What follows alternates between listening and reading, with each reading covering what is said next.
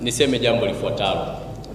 Nchi yetu mwaka 92, sio nchi tu, niseme Chama cha Mapinduzi, kwa sababu 92 kurudi nyuma tulikuwa chini ya chama hiki kimoja ambacho ni chama gani? CCM. Kwa hiyo Chama cha Mapinduzi kilikubali nchi ya Tanzania iwe na vyama vingi. Hiyo rekodi kwanza ieleweke. Na kilikuwa kina uwezo wa kukataa kusiwe na vyama vingi kwa sababu kilikuwa peke yake. Na wengi walipopiga ile kura walikubali kibaki chama hiki kimoja. Lakini mwenyekiti wa CCM wa wakati huo na rais wa nchi wa wakati huo wakaridhia kuwe na mfumo wa vyama vingi, kwamba wachache wakakubaliwa acha vyama vingi viji. Kwa hiyo CCM itambulike kwamba ni baba wa demokrasia ndani ya nchi hii kwa kuweza kuruhusu mfumo wa vyama vingi. La pili, nchi hii ina vyama vingi vya siasa. Chama sio kimoja tu. Nchi hii ina CUF, ina Chadema, ina ACT, ina Chausta, ina NLD, ina Chauma, ina DP na vyama vingine vingi. Vyote hivi vina haki sawa ndani ya nchi hii. Hakuna chama chenye haki kuliko chama kingine. Hapa tunachojadili sasa kwamba Chadema imeguswa kwenye mkutano huu. Moja, sheria za tume ya uchaguzi ziko wazi. Kulikuwa na kusaini vyama vyote maadili katika kuingia kwenye nini? Kwenye uchaguzi. Na Watanzania ni mashahidi. Kuna chama kilikataa kwamba sisi hatutaki kusaini. Wakapewa na muda wakagoma kusaini. Sheria ni msumeno. Ukibaka unaenda kufungwa miaka mingapi? Au imebadilika? Haijabadilika. Wamegoma kusaini, hilo ni kosa lao wenyewe, halihusiki na CCM. CCM ni chama kinachogombea kama chama kingine.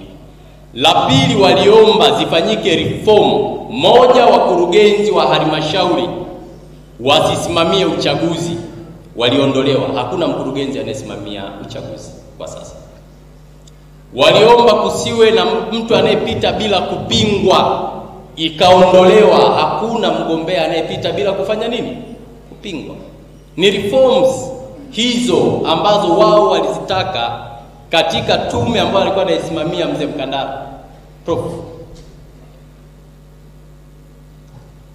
Sasa hapa ikionekana eti Chadema inaonewa, hapana. Kwa kuwa wao waliamua wao kutoshiriki. CCM haiwezi kumlazimisha mtu ashiriki uchaguzi, kwa sababu na yeye anaenda kushiriki nini? Uchaguzi.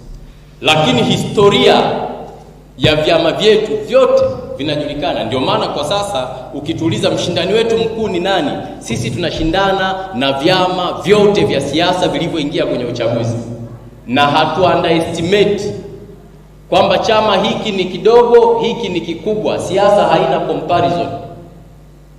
Pale unapoweza kutumia grader kusembua barabara, tumia grader mwanzo mpaka mwisho. Ukicheza hapa unaweza ukajikuta umepoteza. Wengine wanasema unatumia nyundo kuua nini?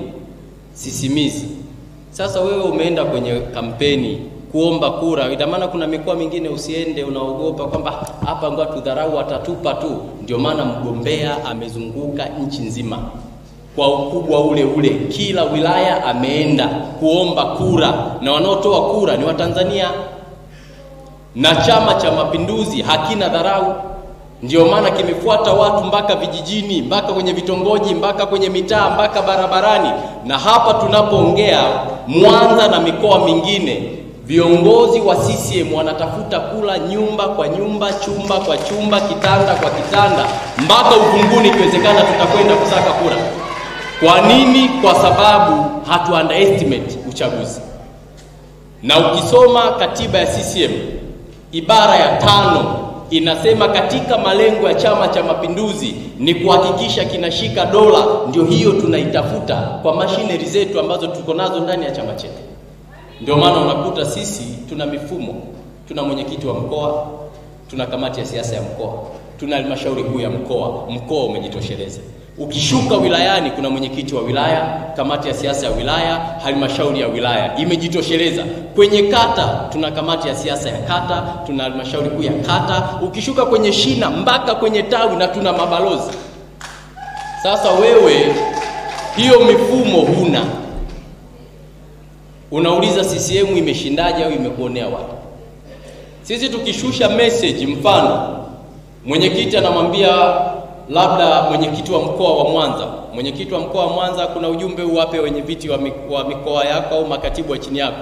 Mwenyekiti atamwambia mneki atashusha wilayani, wilaya itashusha katani, kata zitashusha kwenye matawi, matawi wanaenda kwenye mashina, mashina ndio wanakutana na mabalozi, balozi anaenda kwenye nyumba zake zile 10 au 20 au 50.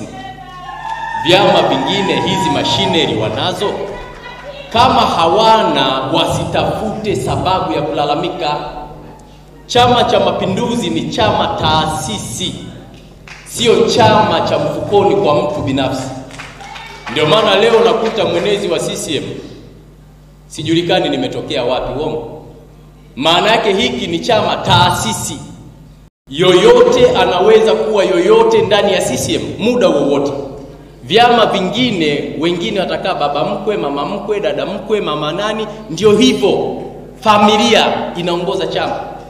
Watanzania wanayajua hayo, kwamba chama kilichobeba matumaini ya kweli, chama chenye lugha za staha, chama chenye wazalendo, chama kinachohubiri amani na umoja wa kitaifa, sio kingine, ni Chama cha Mapinduzi. Haya yanawezekana. Kwa ndugu yangu, hayo nilipenda niyafafanue.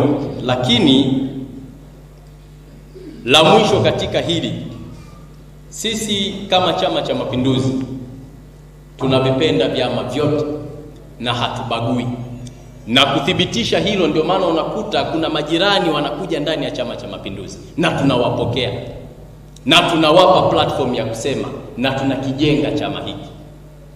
Hata nyinyi mkitaka kujiunga leo, njooni, mwenezi na wapokea hata ndani ya mkutano huu, ili tujenge nchi na chama chetu. Hatubagui mtu. Huwezi kuona kiongozi wa CCM anatukana watu hadharani, anahamasisha vurugu hadharani, anasema watu waandamane. Hapana. Na ukiona kuna kiongozi wa namna hiyo anaongea bila mipaka na ni kiongozi wa Chama cha Mapinduzi, jua huyo mtu alikuwa na maslahi binafsi yamekwama. Hakuna mwana CCM mwenye akili timamu ambaye anaweza kukosa heshima ndani ya nchi na ndani ya chama.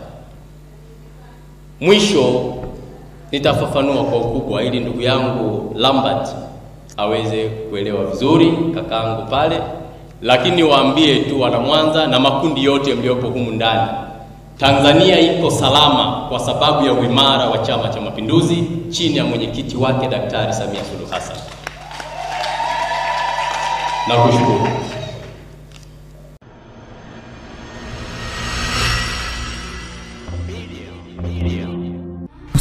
Usisahau kusubscribe, kulike na kucomment. HBTV.